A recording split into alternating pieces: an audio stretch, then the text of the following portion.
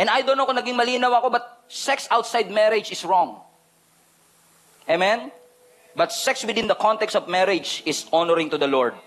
When you become one flesh, there is intimacy. Your heart and soul are intertwined. Alam niyo mga kapatid, sex is a beautiful thing.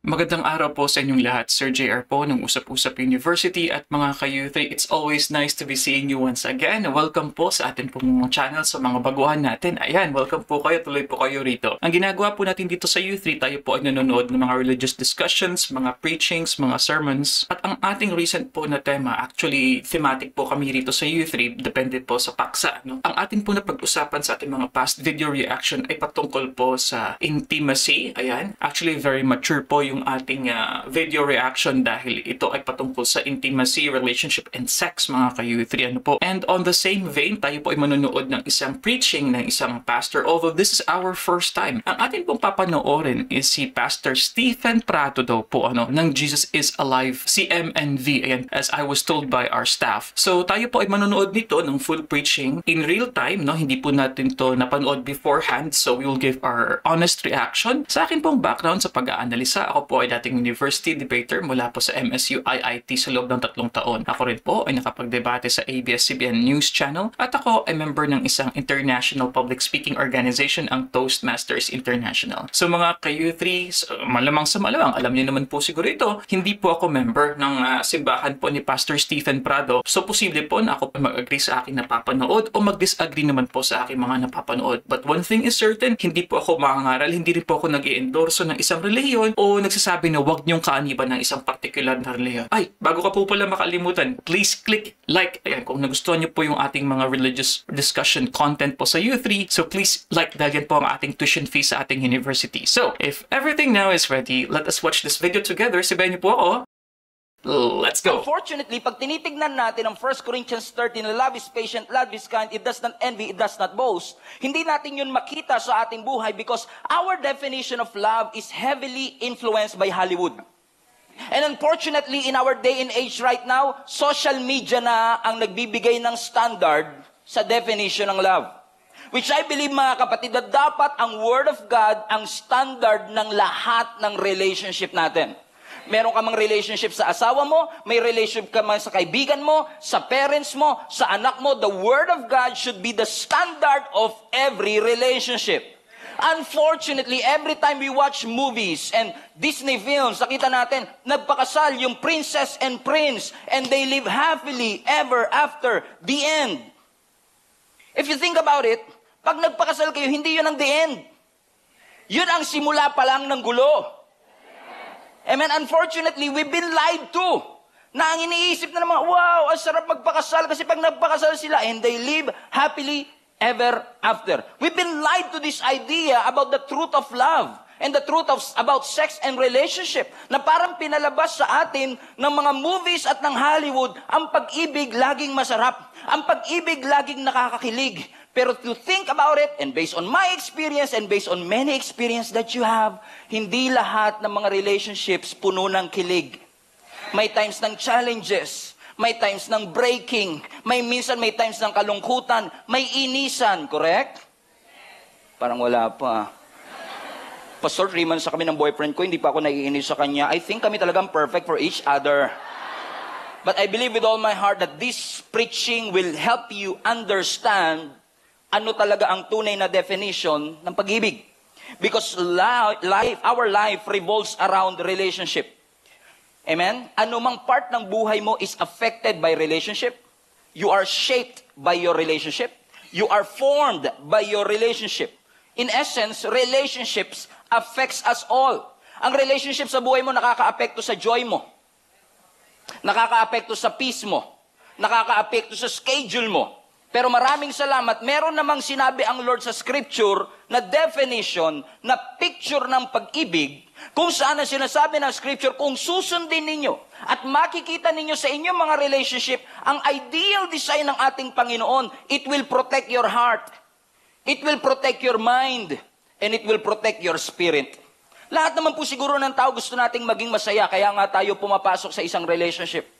Kaya nga ikaw ay masaya na kasama mo ang iyong pamilya kapag holidays, nagbabakasyon kayo, and so on and so forth. Because we all want to be happy, correct? But we also have to admit na yung mga relationships sa ating buhay can have a positive effect or negative effect in your life. Ang sabi nga po nila, your greatest asset and your greatest liability comes from your relationship. Ang ganda na sinabi ng 1 Corinthians 13, love is patient, love is kind. Parang ang ganda-ganda ng love. Parang excited ka sa love. Naalala ko, nung youth pastor pa lang ako, may nasalubong akong isang bata, Sunday school sa church natin, may hawak siyang magazine. Wedding magazine. Ano sabi niya? Pastor, 3 years old to ha. Pastor, I want to get married na. At 3 years old. Kasi nakita niya yung picture ng wedding gown, ng wedding dress, ng suot ng groom and bride. Parang na-excite siya sa picture ng marriage. Amen. Unfortunately, many of us have a picture of what love is, pero marami sa ating walang ingredients how to get there. Hindi po na alam ng marami ito mga kapatid, pero isa sa favorite kong ulam, chicken curry. Chicken curry. Isa yan. Alam niyo, one time, dineclare ko sa stage na favorite ko yung ube. Lahat ng regalo sa akin, puro ube. Lalo ngayon, magbe-birthday ko na naman, ube cake, ube ice cream. O, pati kulay, lahat ube. Ube pandesal. Di ko na nga alam ngayon kung favorite ko pa ba. Sa dami ng ube. Ngayon, dineclare naman natin, isa sa mga favorite ko, chicken curry. Nagdala ko ngayon ng picture ng chicken curry para gutumin ko kayo ngayong araw na ito. Look at the screen right now. Okay, this is chicken curry. Okay? So look at this. The thing is this. Favorite ko ang chicken curry. And I have now the picture of the chicken curry. Pero aaminin ko sa inyo ang totoo, hindi ako marunong gumawa ng chicken curry. In fact, hindi ko alam ang ingredients ng chicken curry. Ang alam ko lang, chicken tsaka curry powder. And that's it. And many of us have this same mindset. You have a picture of what love is, pero hindi mo alam gawin. Hindi mo alam ma-fulfill. Wala kang ingredients of what. Sabi ng Bible, love is patient. Paano yun? Lagi kami nag-aaway ng asawa ko. Love is kind. Paano yun? Parang lagi namang nakasimangot yung asawa ko. Parang ang bagsik-bagsik niya sa buhay ko. Hindi mo makita ngayon kasi you have the picture, but you don't have the ingredients of it. Kaya pag tinanong mo, maraming tao ngayon, kamusta mga relationship mo? Well, it's complicated. But it's complicated because you have the picture, you have this ideal relationship goals. Pag tinitignan mo sa social media, may dalawang lalaki, may dalawang couple, magka-holding hands, sabi mo, wow, relationship goals. And you want that, you may picture kayo sa beach, naglalakad kayo, silhouette and all of that. You have the picture of your ideal relationship. Unfortunately, we don't have the ingredients of what relationship is. Kasi naniniwala ako mga kapatid that God will never give us something. Let me repeat. God will never give you something that He intended to waste. Hindi ka bibigyan ng bagay ng Diyos na gugustuhin niya lang na masayang mo. Hindi iaalaw ng Diyos na mumasok ka sa isang relationship, especially kung design ng Panginoon yan, kung ang objective lang naman ng Lord, pahirapan ka at maghiwalay din kayo sa dulo. Ang gusto ng Panginoon, when you enter into marriage, pag pumasok ka sa kasalan, ang gusto ng Lord panghabang buhay.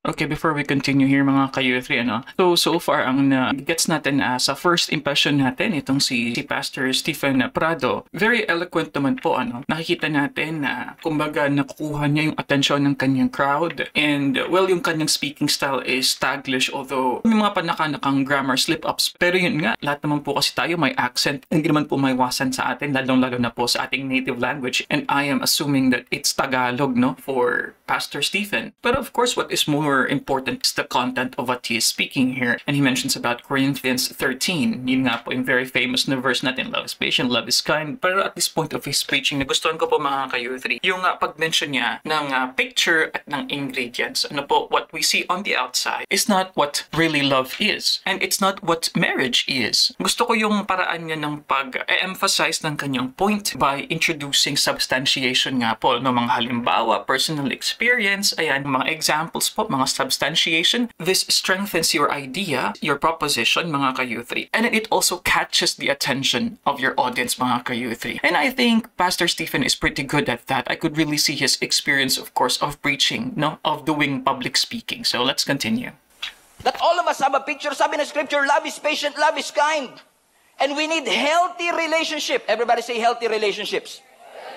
Bakit kailangan na healthy relationship? Because we need healthy relationships that will stand the test of time.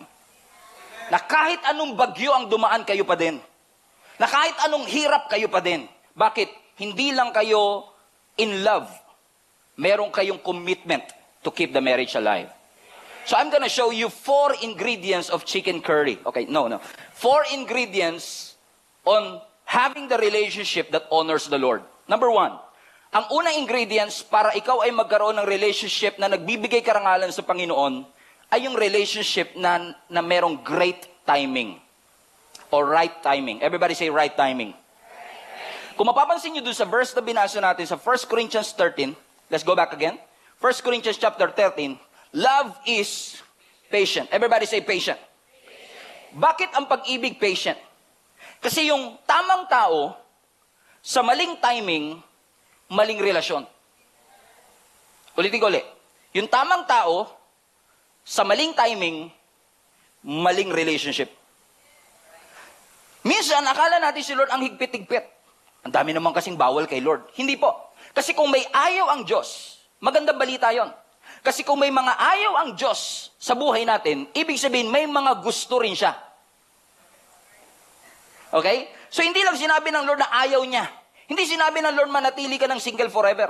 O manatili ka ng single mom o single dad forever. Ang sinasabi lang na ating Panginoong Jesus, may mga certain ingredients that will help you achieve the picture of what love is. Ano sinasabi ng Panginoon sa atin, kailangan kung may mga ayaw ako sa buhay ninyo, makinig ka. Kasi kung may ayaw ako, makinig ka, kasi may mga gusto rin naman ako sa iyo. Ang sinasabi ng Panginoon, huwag mong i-rush. Do not settle for less. And stop compromising your convictions. Dahil lang gusto mong ma-please yung naliligaw sa iyo o yung boyfriend mo sa ngayon. Actually, Pastor, yun nga ang problema ko kasi I want to preserve my virginity and my purity hanggang ako ay makasal. Pero yung boyfriend ko, pinipressure niya ako na isuko ko na rin yung bataan ko para daw patunayan ko sa kanya na mahal ko daw talaga siya. And lagi ko sinasabi sa mga gano'n na nagsasabi sa akin, do not build your relationship out of pressure. Build them out of love. Kung hindi niya kayang makapag-antay, kung hindi niya kayang maging patient, Is that the right one? Mm-hmm. Kasi ang definition ng love is patient. So one of the main ingredients of relationship that is honorable to the Lord, honoring to the Lord, is dapat yung love na yan o yung relationship is in right timing. Right timing. Nasa tamang timing. Hindi minadali. Pinagkatiwalaan, amen, ang design at timing ng ating Panginoon. Kaya nga lagi ko sinasuggest, huwag mong i-force to enter into a relationship, especially kung magkaiba kayo ng season. Nag-aaral pa siya, ikaw nagtatrabaho na, magkaibang season kayo. Huwag mo i-force. Kasi once na finorce mo yan, ma-jeopardize mo yung God-given happiness. Na kapag ready na kayo, hindi nyo na ma-enjoy because you enter into a relationship too soon. Huwag kang mag-alala, Pastor. We know what we are doing. Actually, Pastor, we commit to the Lord that alam ko may kakulangan siya, may kahinaan siya, pero nangako na kami kay Lord na we will grow together. Ang cute, di ba? Ang cute. Pero ang ibig sabihin lang yon, hahatakin ko siya. Aantayin ko siya. I-alter ko yung season ko para makapag-adjust sa season niya kasi hindi ako makapag-antay. Alam talaga lahat ng married people. Di ba bago tayo magpakasal, may mga non-negotiable tayo. Like character. Kahit poging-pogi siya, yung character non-negotiable. Correct? For example, yung amoy. Di ba? May mga non-negotiable tayo, hindi naman biblical yan. Huwag kang magpapakasal sa mabaho. Wala naman sinabing Bible na gano'n eh. Pero sarili mong standard yun. Ibig sabihin, bawat isa sa atin, may kanya-kanya tayong list and standards of character, compatibility, same faith, same purpose. So, ibig sabihin, meron tayong mga non-negotiable, and minsan, pag hindi pumasok dun sa ating non-negotiable, sabihin natin, huwag ka mag-alala, Pastor, we will grow together. Question. Pag pumunta ka ba sa SM department store, at kailangan mo ng damit, ang bibilin mo ba bulak? Kasi cotton eh. Ano yung English ng bulaklak? Kotonton. Bulak, cotton, ton. Ha! old joke po yan. Like what I said though, humor is used of course to catch and make the audience not lose focus in what you're saying, mga ka-U3. So on this regard, Stephen Prado here is really showing to us how to hook your audience with that. And going back lang po, at pasensya na po sa mga nanonood, ganito po talaga ang ginagawa natin sa U3 ha. Tayo po ay nagpo-post ng ating mga videos dahil binibigay po natin yung ating instant reactions and insights. And the first thing that Pastor Prado here has mentioned was about relationships. What is a good relationship? And when we say that, it means Bible-abiding, God-abiding relationship. And number 1, out of 4 daw na ingredients ng right timing. Binigyan niyo ng parang kaunting nuance ito by saying that the right person, tapos hindi right timing, it's not the right relationship. And of course, isang part po ng Corinthians 13, yung main talaga na text dito, sinasabi ni Pastor Stephen, it should be patient, diba? Love is patient. So it's quite interesting to me, by that, does it always mean yung quote-unquote timing na it has to linger, it has to first be slow, mga ka-U3? Or timing could also be the right time at the right moment. Kumbaga, seize the opportunity, mga ka-U3. Posible po ba na dumating ang relationship sa isang single woman, sa isang single man, not for him or her to wait out and literally let time pass, but instead, grab that opportunity when it comes. Pwede po bang yon ang magiging isang interpretation ng love is patient? Kasi pwede nating sabihin that all the moment up to that particular time, you were patient with your life, mga ka-U3. And it's also interesting na may na-mention po siya sa concept po ng non-negotiable. And one of those things na na-enumerate po ni Pastor Stephen is yung idea ng same faith, it's non-negotiable. So my understanding then, kasi po mga ka-U3, sana po sa mga members po ng church ni Pastor Stephen, let us understand ano po yung mga core beliefs po ng inyong reliyon. Kasi what we know, definitely this is not Catholic. So I'm guessing evangelical po ba? Oneness po ba kayo? And by that, because we know that majority of the people in the Philippines is Catholic. So that would mean at least sa idea ng same faith na medyo kumbaga ang pool na pagpipilian ng isang babae, ng isang lalaki is quite limited. Kung masyado po silang exclusive na dapat ang magiging boyfriend mo is within lang din sa Jesus is alive. Or the idea is, if you meet someone, you let him become patient with you if you are a woman, and then let him convert from whatever religion he has into the same faith as you have. Or pwede din ba na other siguro sects or denomination, like say CCF, something like that, mga ka-U3. Yung iba mamaya pang 3 p.m. Nasa bahay na, natutulog na, uy, yun pala yung joke ni Pastor.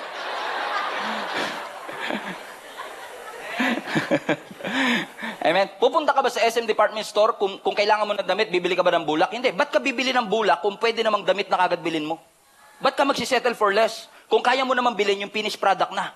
Marami sa atin, binababa natin yung standard natin kasi yung bulak lang yung available. Huwag ka mag-alala, Pastor. Idadaan ko sa machine para maging damit. Why would you settle for less if you can buy a finished product? Ba't ka magsisettle for less kung pwede naman na ibigay sa iyo yung stable na sa trabaho? Yung aalagaan ka at responsable. At kaya mag-deodorant para hindi mabaho. Sabi mo sa katabi mo, why are you settling for less? Why do you settle for less? Why do you Let's settle learn for to wait less? because good things are worth waiting for. Good things are worth waiting for. Pastor, di mo alam, soulmate ko siya. Alam niyo po ba mga kapatid na I've learned through studying this message na itong soulmate na to is actually an invention of some philosopher na hindi ko alam kung sino na. And this is not even biblical. Soulmate. Kasi ang nakaimbento ng story nito is one of the gods in the Greek na nagalit daw ang Diyos sa tao, hinati niya yung kaluluwa natin sa gitna, tapos nagpakalat-kalat yung mga kalahati, ang objective nila, hanapin nila yung kalahati nila. Ang tawag nila soulmate. O yung ang kanilang better half. Amen? Para kang ligaw na kaluluwa. Okay na naghahanap. Amen? Bakit? Kasi parang, Pastor, hindi ko kompleto kasi pag wala siya, naniniwala ko meron talagang isang lalaki binigay ang Panginoon sa akin. Feeling ko siya na talaga. Sino ba yan? Si Piolo po. Siya talaga. Pinagpe-pray ko nga si Piolo talaga. Feeling ko talaga siya yung para sa akin. Alam niyo mga kapatid, naniniwala ko na yung idea na meron lang isang taong ibinigay ang Diyos sa'yo is actually a myth. That's not true. I'm not saying dalawa asawahin mo, but I'm just saying na there are a lot of fish in the sea. Merong binigay ang Lord na standards At hindi lang isa. Let me explain. So hindi isa lang na Talaga, may particular. isang babae lang na binigay sa akin si Lord. At hindi ko napakasalan si Jelly. Kunwari, si Jenny talaga binigay ni Lord sa akin. Hindi ko siya napakasalan. Hindi nagkamali ako. At pagka hindi ko siya sinunod, si Lord, hindi ko napakasalan si Jenny. Si Jenny, syempre maghahanap ng ibang asawa. So meron siya mapapang-asawang iba na hindi kanya kasi kapartner niya ako eh. Correct? So ngayon, dahil yung isa na yun na mali, meron ding dapat kapartner yun, maghahanap din ngayon yun ng iba. So masisira ang pagmamahalan sa buong mundo dahil hindi ako sumunod. Ako may kasalanan. You get the idea, mga kapatid? Amen. Because we have this concept na meron lang akong iisang soulmate na ito talaga yung aking Prince Charming. Kaya minsan marami sa atin, hindi tayo convinced and settled na maging single. We want to rush kasi iniisip natin, baka maubusan po ako, pastor. Let me just say this to you. Nang date sa kalendaryo, what I mean. Huwag kayong mag-alala, pag naubos yung kalendaryo, may bingo cards pa, okay? What I'm trying to say is this. Singleness is not a disease. Singleness is not a curse. Singleness is not a downgrade. You should be secure in the season that you are in. You don't need a significant other to feel significant. You can be happy and joyful just as you are. So yung problema, parang lagi ako malungkot. Parang may kulang, may void. Siguro nagpapagala-gala pa yung ligaw na kaluluwa. Nakapartner ko talaga. Actually, yung void na nararamdaman mo, parang yung completeness na hinahanap mo, it's not actually comes from the person that you are looking for. Yung void na yan comes from God, your Creator. Amen? Because only Jesus can complete you. And only Jesus can make you whole. Amen. Amen. So in order for us to have a relationship that's honorable to the Lord, we should uphold, we should observe yung timing ng ating Panginoon. Which begs us to ask another question. Napakaganda po nung na-mention ni Pastor Stephen dito. God completes you. The void that you feel is something that the Creator has put in you. Although so far, as I'm listening, so we're like close to mga nasa 2/3 na po tayo ng preaching na ito. Gusto ko lang po i-mention sa aking impression, no, na medyo so far, naging parang female-centric yung perspective dito na sinasabi ni Pastor Stephen. So, I am curious if magkakaroon din siya ng male-centric na perspective on love being patient. Although, of course, siguro the perspective here coming from Pastor Stephen is that yung babae naman kasi ang being chaste. So kaya po siguro naging ganyan yung perspective. Kasi nga naman po, di ba, ang mga lalaki, it would always be the chaser, would always be aggressive. And sa ating kultura, once the woman, would say no, sa isang relationship, it would never push through. And on the same token, if the woman would agree, sa panliligaw, sa pag-express ng desire ng isang lalaki, then it would surely push through as well. Nagustuhan ko rin po yung na-mention ni Pastor Stephen dito, na being single is not a disease. Being single is not a downgrade. Although, because we often hear this at times from pastors, hindi lamang po kay Pastor Stephen, na this is what God is saying to you. Sana sa 2, 3, 4 na ingredients na ma-mention dito ni Pastor Stephen, maintindihan pa natin on how God talks to us and how can we distinguish and identify that what we hear, that the kind of quote-unquote voice in your heart is really from God and not from other things, mga ka-U3. But in general, I like this part so far, mga ka-U3. It tells the women especially to be patient. It tells people to not settle for less. Kailan ba dapat manligaw, Pastor? Because sa culture natin nalilito, 25 ba? 22? 19? 18? Sabihin ng nanay mo, 28 ka dapat ha, manligaw. Kasi kailangan mabawi investment. Oo. Pero magtataka ka din, mga parents natin, 21 pa lang married. Oo, kaya minsan nagtataka ka, ano ba talaga ang eksaktong edad ng panliligaw? That's a At good magandang question. tanong, let's answer that question. I believe yung kailan ka manliligaw is a wrong question. Ang right question is, anong purpose mo? Kung bakit ka manliligaw. Kasi kung wala kang end goal, wag ka naman ligaw. Kung wala kang end goal na papakasalan mo yung nililigawan mo, wag na. You're just wasting your time. Pastor, casual relationship, you don't know that? Bagong trend ngayon yan. No, wala dapat dapat Matagal na. ang courtship, hindi casual relationship, kundi intentional relationship. Dapat may end goal, may purpose. Which begs us to ask another question. Pastor, medyo tumatanda na po ako. wala pa nanliligaw. Ganda naman ako eh. Yun ang problema ko, Pastor, kasi 31 na ako, wala pa nanliligaw sa akin. Pwede bang ako na dumamoves? Yan. Kasi maraming tanong yan, ano? Sino ba dapat magbigay ng motibo? Ang sabi ng survey, 88% of the people believe na dapat ang nauunang nagpaparamdam, yung lalaki. By the way, baguhin na natin yung term na yun, nagpaparamdam. Hindi naman tayo multo. Ano, kaluluwa? Soulmate kasi, kaluluwa. Okay, nagpaparamdam. Sino ba talaga? Lalaki ba talaga? Tingnan natin sa Bible. Proverbs 18, verse 22. Proverbs 18:22. The man who finds a wife finds a treasure. Sino naghanap? Yung lalaki. Yung lalaki, hinanap yung babae. O yan, Pastor, kita mo ha? Yung lalaki, hinanap yung babae. Kaya ako, Pastor, mag-aantay lang ako dito. Come to me. Kaya kahit nakasimangot, pag may lumalapit, sino ka ba? May kotse ka na ba? May trabaho ka na ba? Eh, kasi nga, sabi ng Bible, dapat ako pinupursue nila. Tama rin naman. Pero let me explain to you another angle of this story. Kung kilala niyo si Ruth sa Bible, napakasalan niya si Boaz. And you know the story of Ruth and Boaz? Nagkakilala sila sa farm, sa field. Nung nakita ni Naomi na itong si Boaz ay mayaman, gwapo at single, sabi niya kay Ruth, puntahan mo.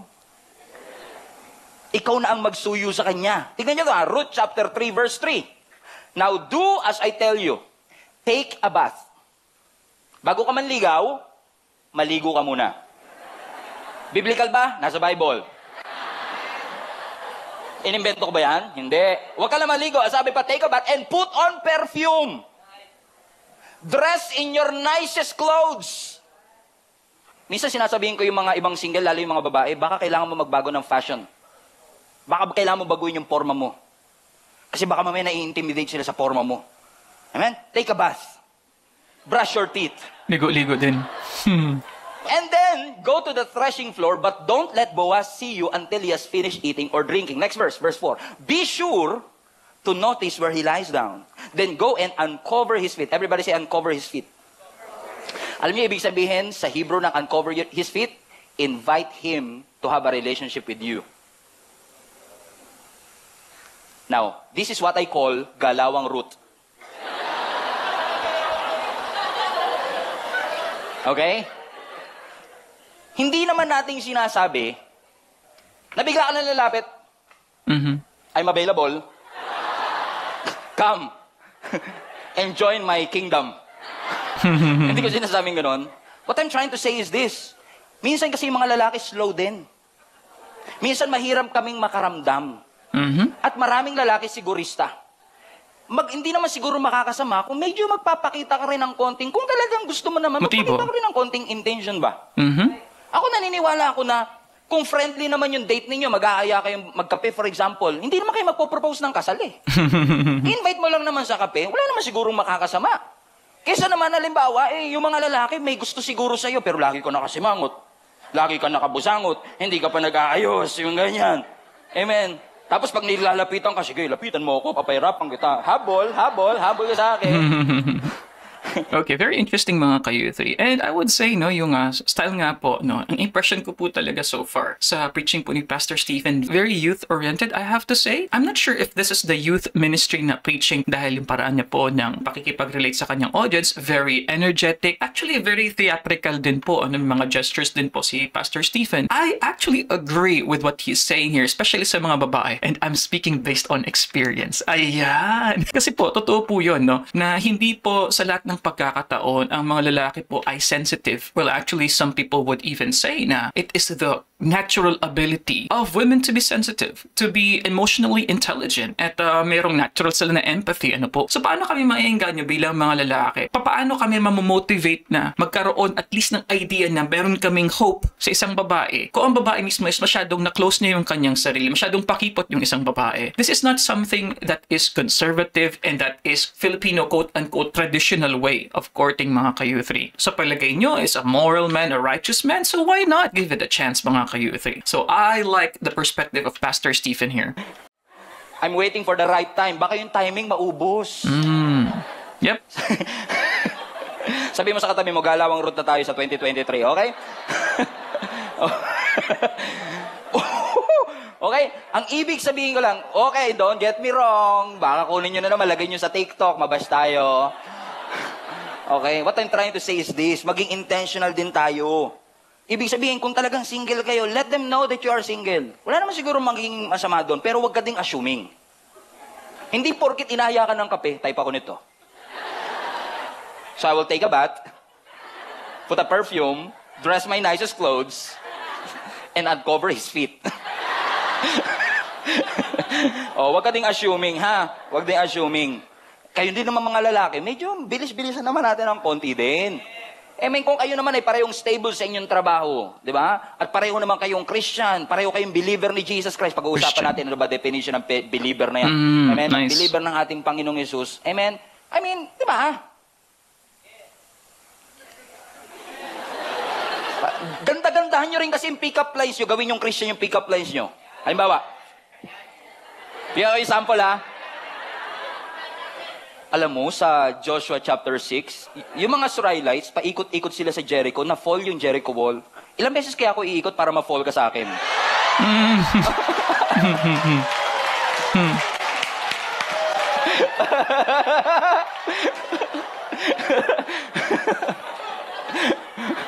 Or, kagabi nag-quiet time ako sa Book of Numbers, hindi ko makita number mo. Sabi mo sa katabi mo, galawang Ruth, galawang Ruth. Galawang Ruth. Amen. Para naman sa mga may relationship na, halimbawa nagliligawan na kayo, maganda rin yung, sabi nga nila, DTR, define the relationship. Saan ba pupunta yung pagliligawan na yan? Yeah. Ang pagliligawan ba, pupunta ba sa marriage yan? Pastor, right timing Right timing? 5 years na kayo. Amen? Saan ba talaga pupunta yan? Kailangan defined. Amen? Kailangan i-define ninyo, where is this going? Are we wasting our time? So right timing is important. Number 2, in order for you to have an relationship that honors God, right timing and right person. Okay? Right person. 2 Corinthians 6:14-15, fasten your seatbelt. Do not team up with those who are unbelievers. How can righteousness be a partner with wickedness? How can light live with darkness? What harmony can there be between Christ and the devil? How can a believer be a partner with an unbeliever? Lagi niyong i-desire, mga kapatid, katulad ko. Dinisire ko talaga, Lord, bigyan mo ako ng babae that will support my calling. Kasi alam ko, youth pa lang ako, tatawagin na ako magpastor. So pray for someone that will support your calling. Pray for someone that is connected to your assignment. Kasi may assignment ang Panginoon sa'yo. At kung yung assignment ng Lord sa'yo malawak, kailangan panalangin mo sa Lord, Lord, ibigay mo sa akin yung tao na connected sa assignment ko na hindi ako pipigilan. Kasi madalas tayo, pag nagpe-pray tayo ng God's best natin, ang hinihingi lang natin, Lord, ito potential to, baka pwede, palagay lang po sa listahan. Paki-prioritize, Lord. Kasi may potential to, mukhang responsable. Pastor, Lord, kumikita ng 5 digits, 6 digits, may potential tong iaon ako sa hirap.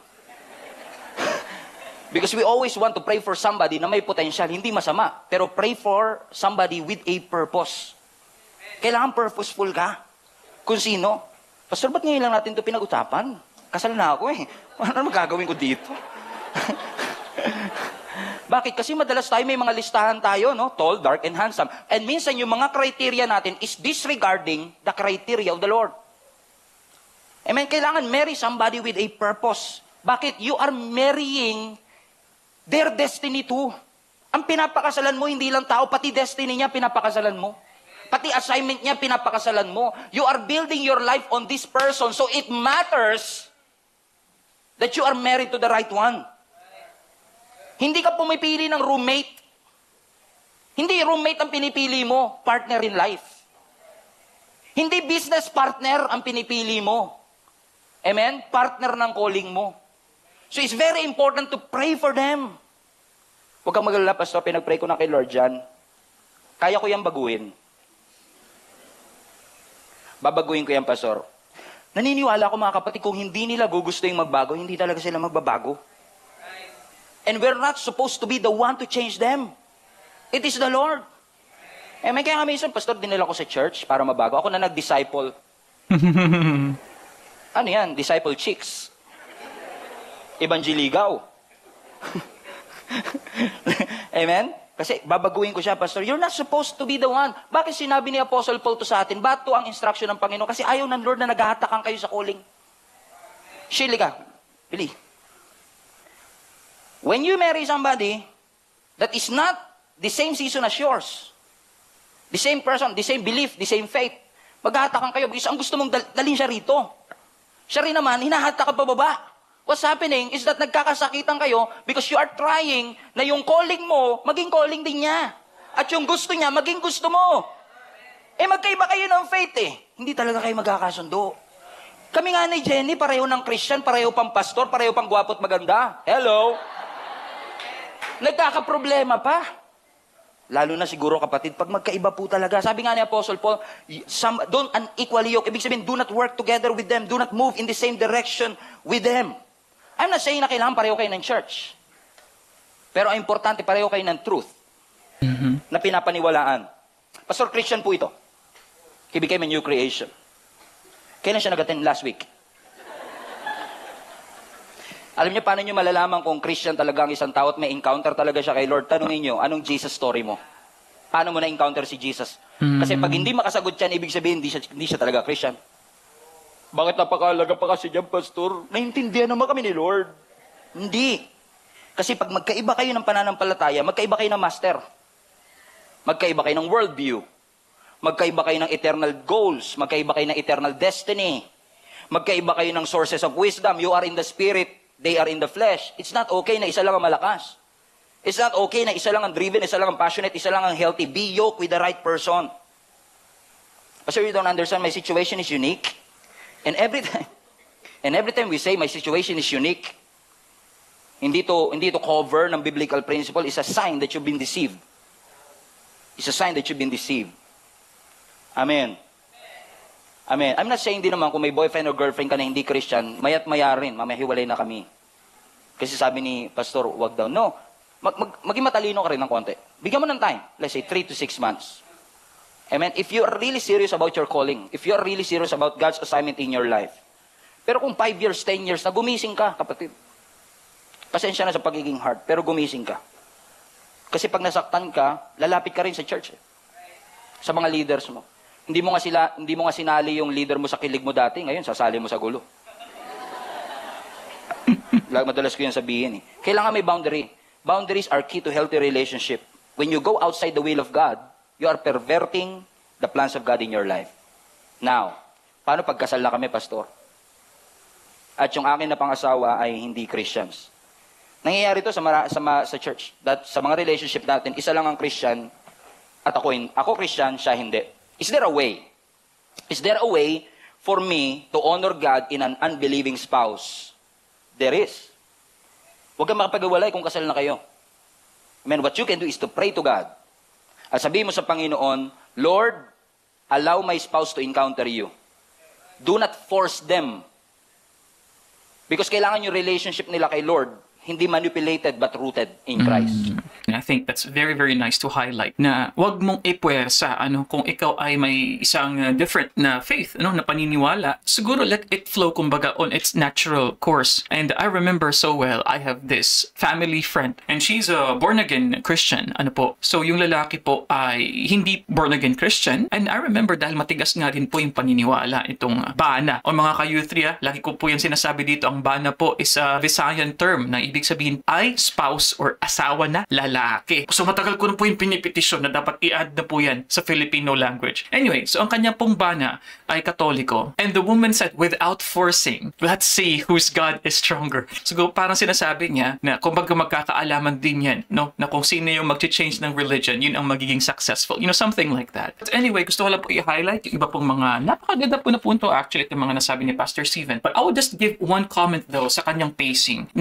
Discuss na po siya ngayon lang nung points number 2 about the right person. Kasi nga, di ba, the first one is right timing. Medyo napahaba yung kanyang preaching sa right timing. So ngayon po, I feel meron ng parang disproportionate na time para po sa remainder ng 2, 3, 4. And I would just have to tell you mga kayuthi that this is quite natural for public speakers. Lalong-lalo na kapag nadala tayo sa ating discussion sa first part. Kaya for others, I would really recommend na sa mga public speakers po dyan, be aware ng inyo pong discussions. So pacing is is very, very important. So gusto ko po i-mention yung mga maganda po na mga points na gets natin so far. You have to connect someone to the assignment given by God to you. Dapat hindi kayo magkaiba ng purpose. Kaya nga importante yung idea that that person should also be a believer, mga ka-U3. And I like how Pastor Stephen has been mentioning about the idea na kinakailangan mong i-match yung season mo.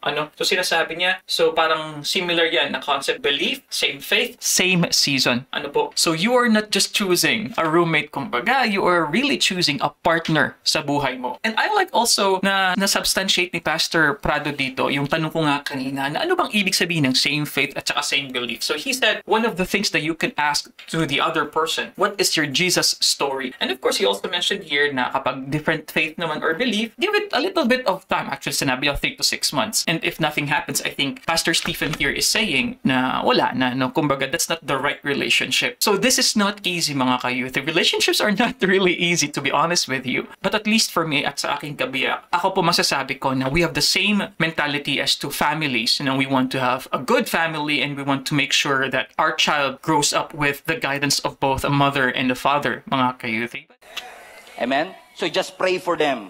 Huwag mong iisipin na madalas po kasi kaya nagiging issue yung mga asawa natin na hindi Christian sa mga Christian is because pakiramdam nila inaagaw ng church yung asawa nila. At kahit si Jesus pinagsesalosa nila. Correct? So my advice to you is do not make them feel na nawawalan sila ng asawa just because you are committing yourself to the church. Don't make them feel na yung emotional needs mo ay napupunan na ng mga churchmate at yung asawa mo wala ng halaga sa emotional will mo. Mahalin mo lang sila. Amen? Mahalin mo sila. Kasi yung minsan, wag ka mag-alala pa, so may project tayo, pag-pray natin, yung asawa ko makakilala sa Panginoon. Hindi project yung asawa mo. Wag mo siyang gawing project. Kailangan makakilala siya talaga. At sana gamitin ka ng Lord para makakilala siya sa Panginoon. Wag nating gawing project yung ating asawa. What you can do is show to your spouse that your love for Jesus is reinforcing your love for them. Na mas lalo mong minamahal si Lord, mas lalo mo silang minamahal. Amen? Alam niyo, kaya nga sa mga link-up group, isa yan sa laging pinapanalangin namin, na yung mga asawa ng mga link-up members natin makakilala sa ating Panginoon. Kasi maraming cases sa atin, bago ka pa maging Christian, asawa mo na siya eh. Correct? So, dati meron na kayong same interest, meron na kayong same habits, na nakagawian ninyo. Tapos nung naging Christian ka, wag na raw yan, hindi na raw yan. Kung hindi naman yan maglilid sa pagkakasala, ituloy nyo. Ituloy nyo yung interest na yun. Wag mong ipaparamdam sa kanya na dahil naging Christian ka, lalayuan mo na siya at nandidiri ka sa kanya. In fact, ang turo ng Panginoon sa atin, gamitin natin yung principles of the Word of God into our marriage. You are the Christian in the house for a reason.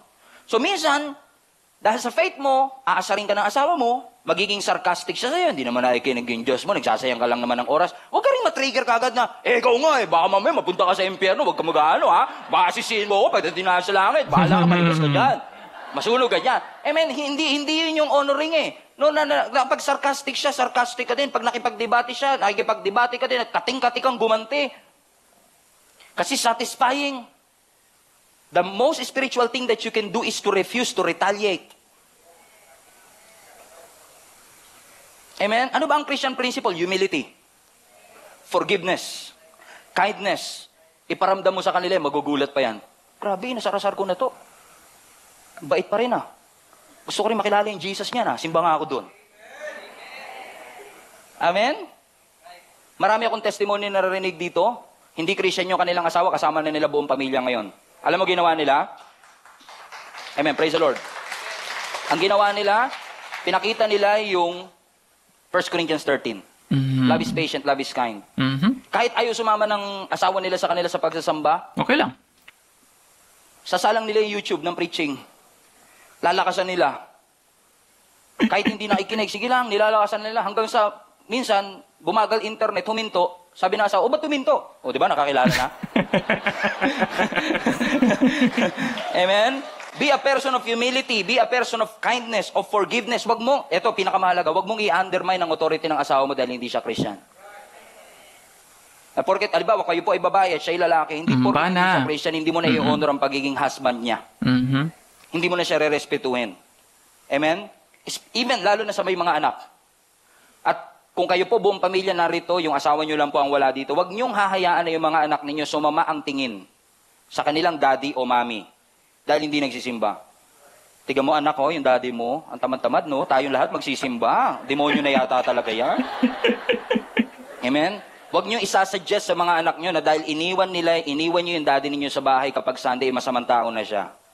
At wag nating i-associate lagi yung lahat ng masasamang ugali ng tao. Kaya ganyan yan, di kasi Christian yan. Yep. Correct? Madalas ko marinig yan. Oh, yeah. Magugulat ka kasi kahit Christian, masama pa rin ugali. Correct? Hindi yan doon nadadaan. Minsan ina-associate lang natin yung mga annoying traits nila. Kaya ganyan yan kasi ganito yan eh. Kakatambay mo yan sa bahay eh. Kakabondi mo yan eh. Kulang ka kasi sa faith eh.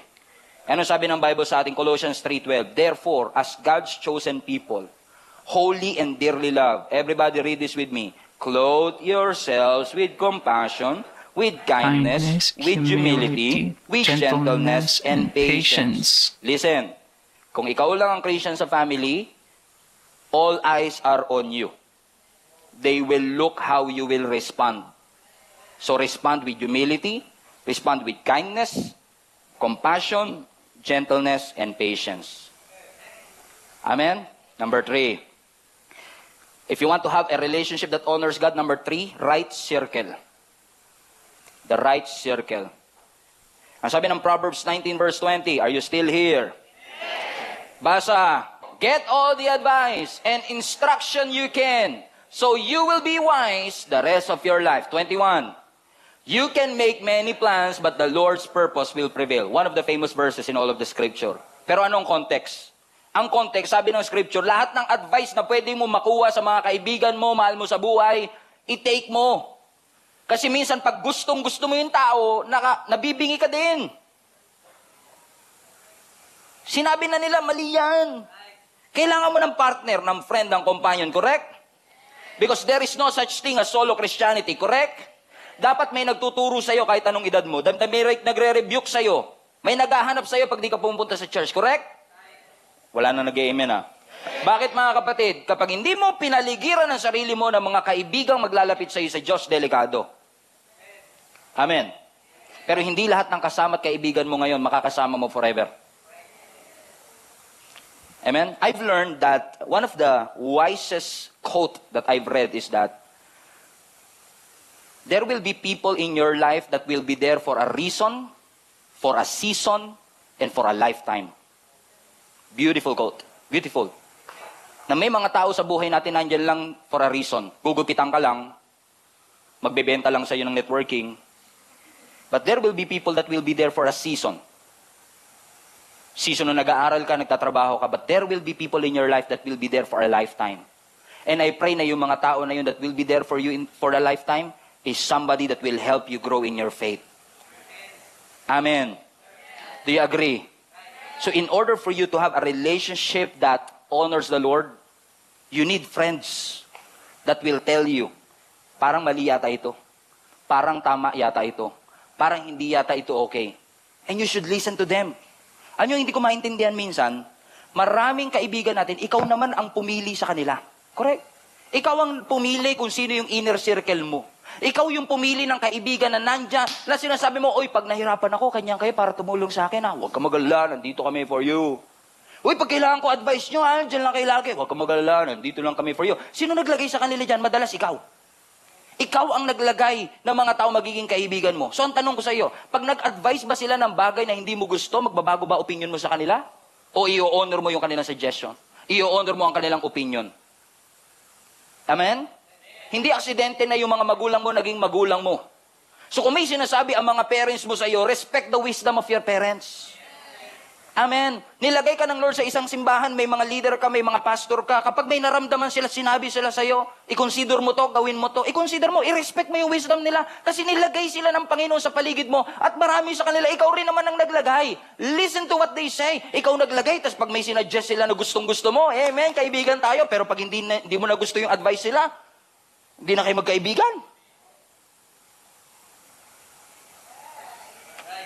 Respect the wisdom of your friends. Hindi naman lahat ng friends, syempre, may mga amazing wisdom sometimes. Kasi pag nag-break talaga kayo, nag-iwalay na kami. Oh. Hanggang dun lang yun. Ang kaya lang i-contribute sa friendship nyo, sound effects. Amen? But we thank the Lord. How many of you are grateful for friends and family that you have in your life?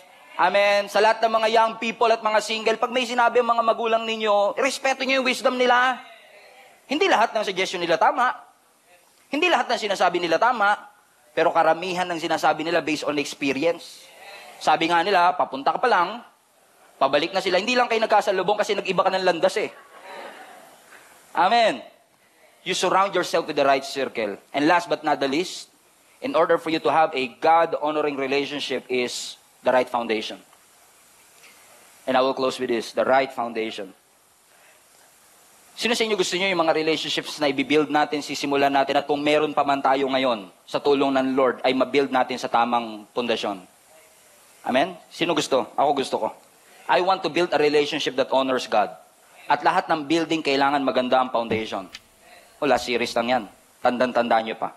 So, counting insights lang po so far sa point na ito ng preaching ni Pastor Stephen. And I think, he's really near na sa closing this preaching with a final point actually. So, sa right relationship, right timing, right person, right circle, and right foundation. Yung last po na part na nasabi niya. Gusto ko lang din po i-mention na nagustuhan ko yung sinabi niya na naliban pa sa pagpupuwersa mo sa iyong faith para nga yung inyong partner ay maging katulad mo din na same belief, same faith. You have to clothe yourself, mga kayuthi, with humility, forgiveness, and kindness. And this is from real experience, mga kayuthi. Isang family member na naman. Ayan, kwento ko lang po sa inyo na the woman, they're already married. So, nandito po tayo sa second situation, no? Kasi, quote-unquote, yung ideal, di ba, is you let the other person convert to the same faith, same belief, and same season as you before you get married. Because nga, marriage is a very serious thing. Pero, ang nangyari itong second situation where the family, nagkaroon na ng marriage, the woman is a Christian, and then yung bana niya, yung kanyang spouse po, yung asawang lalaki, ay Katoliko. But I remember so well, comments like, kung hindi sana ganyan yung ugali mo, matagal na akong nagpa-convert sa relihiyon ninyo. I've heard that one too many times, mga kayuthi. Or the other would be, ganyan ba ang Christian? Ay... Ayan, so parang naging sumbat na tuloy. Malamang sa malamang dahil po yung character ng isang Kristiyano sa pamilya. Maybe he or she feels that kind of quote-unquote morally superior siya dahil Kristiyano siya at ang isa ay hindi. Ang isa ay hindi religyoso. Ang isa ay, for example, Katoliko o ibang relihiyon. So I find the tips of Pastor Stephen Prado so far very practical, mga kayuthi. Very wise and very practical. So I understand why this video actually is quite popular to sa kanila pong channel at I understand why this was suggested to us, mga kayuthi. Correct? Ano sabi ng Genesis 2:24? Therefore, a man shall leave his father and his mother and hold fast to his wife, and they shall become one flesh. Always remind yourself, especially if you are single, amen, to protect your purity. Alam ko, we've been taught na laging sinasabi sa atin, protect our virginity. And we should. If you're still a virgin, be proud of it. Huwag mo itago. Be proud of it. Hindi mo naman kailangan ipangalandakan. Pero huwag mo i-give up just for the sake of pressure. Pero hindi rin naman porket nawala na yung virginity, ay hindi ka na pwede maging pure. Ang pagtawag ng Panginoon sa atin is we are called by God to a state of purity. Kasi marami akong kilala, posibleng virgin, pero hindi pure ang kanilang mind. Hindi pure ang kanilang thoughts. Pero sinasabi ng scripture sa atin, kung ikaw ay papasok sa isang relationship, especially if you are marrying somebody, you will become one flesh. You are committing yourself for better, for worse, in sickness and in health until death do us part. That when you say, I love you, hindi mo sinasabing, I lust you, I love you. Involves commitment.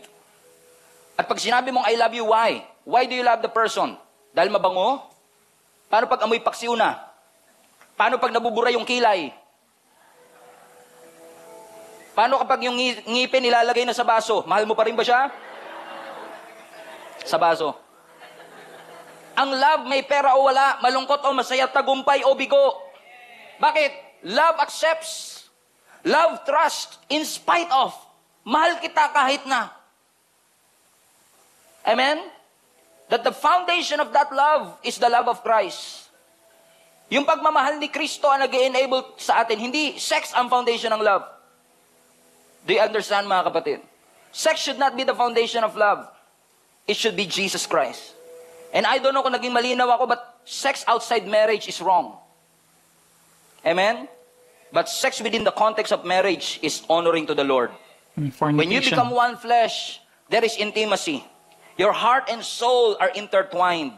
Alam niyo mga kapatid, sex is a beautiful thing. Idea ng Lord ang sex. Si Lord ang designer ng sex. Kaya kapag ang sex is within the context of marriage, nalulugod ang Panginoon. But if it is outside marriage, it's wrong.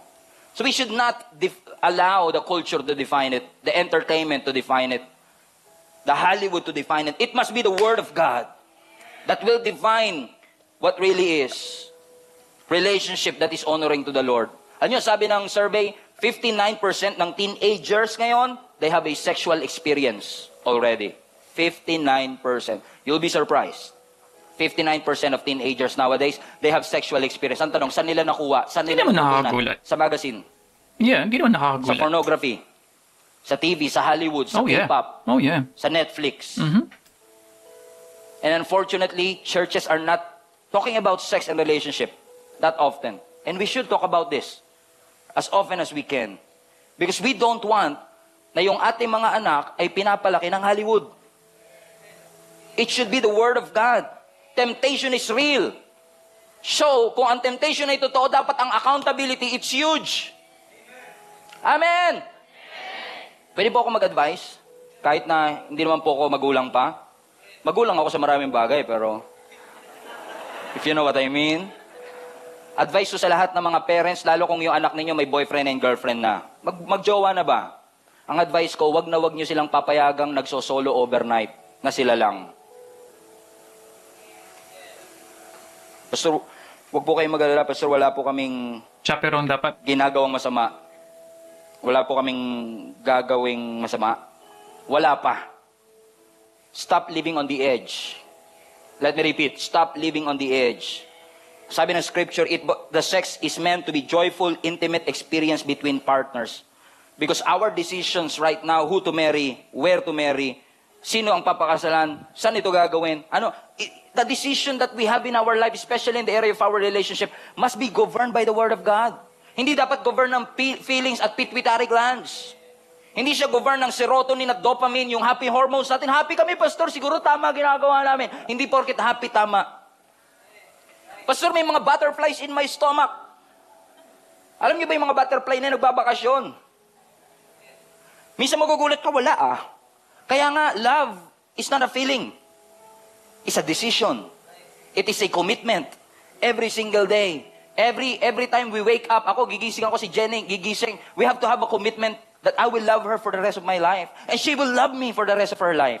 It is a commitment. Kasi hindi sa lahat ng panahon okay akong kasama. Hindi rin sa lahat ng panahon okay siyang kasama.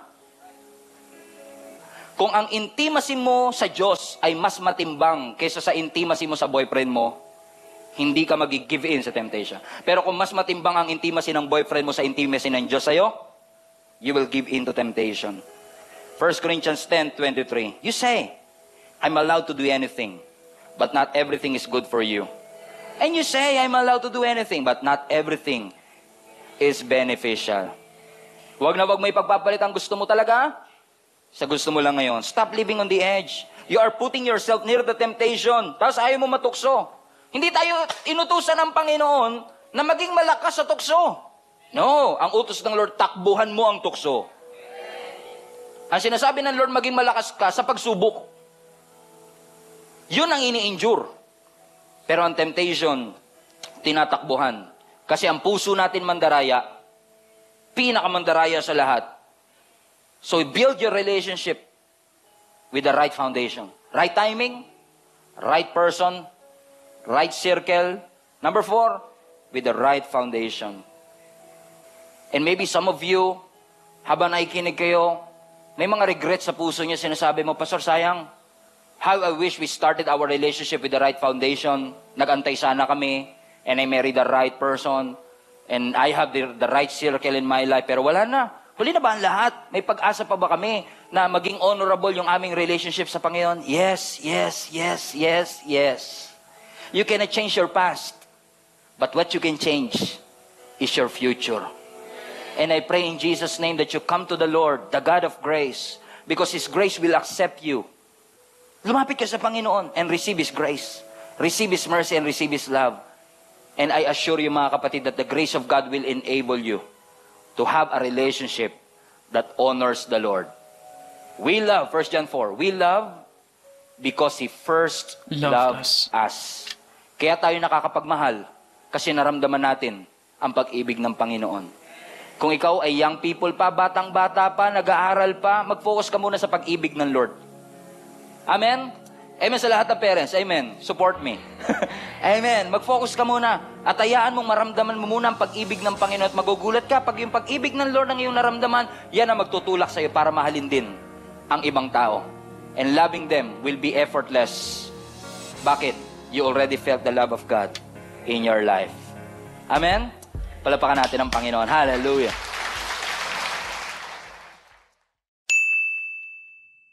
Okay, mga kayuti. So, dyan naman po nagtatapos ang ating episode ngayon. I'm very happy to listen for the first time. Ano po, sa preaching po ni Pastor Stephen Prado. And the name of their church is Jesus is Alive, CMNV. So, we were watching it in real time. And syempre po mga kayuti, hindi ko na po maulit po lahat po ng mga interjections na ginawa natin dahil we were watching it as the video progresses. So, sana po ay nasamahan niyo po ako from start to finish. Pero gusto ko lang po balikan yung mga main points at least na mag-recap lang po tayo saglit. 4 na right yun, yung na-mention po sa atin, no, ng ingredients kumbaga ng isang right na relationship according to the Bible. The first one would be right timing. The second would be right person. The third would be right circle. And number 4 would be the right foundation. Although like what I said, napansin ko lang sa pacing po ni Pastor Stephen, I think he invested a little bit too much on the first point, no, sa right timing. And I felt the second half of the preaching, doon lang siya nag-discuss more on right person, circle, and foundation. And this is a reality mga kayuthi sa mga public speakers po that sometimes pag tayo po ay masyadong nakafocus too much on expounding something, we lose track of time. So I feel though that there are more discussions pa sana sa right person, circle, and foundation. Especially sa foundation kasi parang ilang minutes na lang po yung nabigay niya. So yun po yung downside kapag hindi po natin na-allocate ng tama yung ating speech. Pero gusto ko lang po i-highlight, especially po sa last part po ng nagsabi ni Pastor Stephen. Very practical po. Yun ang isa sa mga nagustuhan ko po sa style ni Pastor Stephen. And it's something that I feel would really touch yung mga viewers po niya na mga youth especially, lalong-lalo po early 20s, sa mga estudyante. And yung paraan niya po ng pagpipreach, honestly mga kayuth, ang impression po sa akin parang youth pastor style, ano po. So I'm guessing probably that he started as a pastor in a youth ministry siguro, ano. But I'm not too sure with the administration ng Jesus is Alive CMNV kung siya po bang head pastor or he started this group mga kayuthi. So sa mga members ng JIA CMNV, please comment below what do you think about that. As to the idea of temptation, yung doon na yun sa discussion ng foundation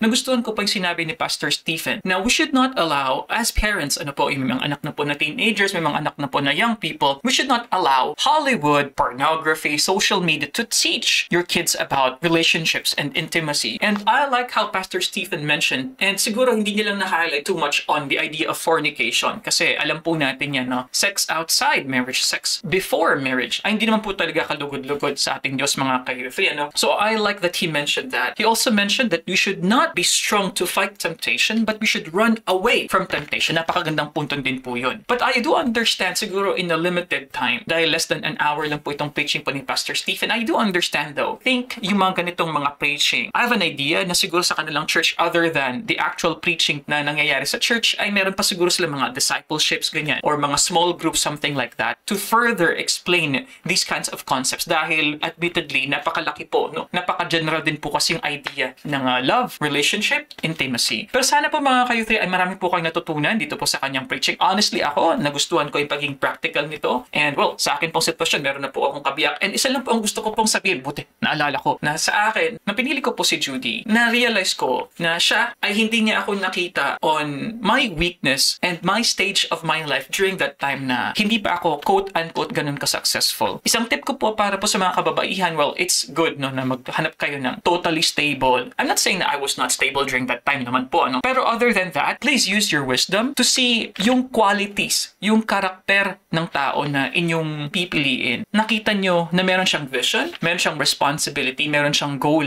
na maganda po para sa inyong relationship. Kasi kapag nakita nyo naman yung kabutihan, yung kasipagan ng tao, most likely mga kayuthi, magsasucceed naman yung tao kapag nakita nyo na may diskarte din yung inyong partner at magiging future na bana. Ayan mga kayuthi. So bana, huwag kalimutan. It means asawang lalaki. But anyway, if you don't like this video, you can watch this video over here. You can also watch this playlist over here here. And you could click subscribe para po sa mga similar po na mga contents. If you would like to request another video, send us a message sa Facebook or send it as a YouTube comment dyan po sa baba. And I'll see you guys next time. Peace. Bye-bye.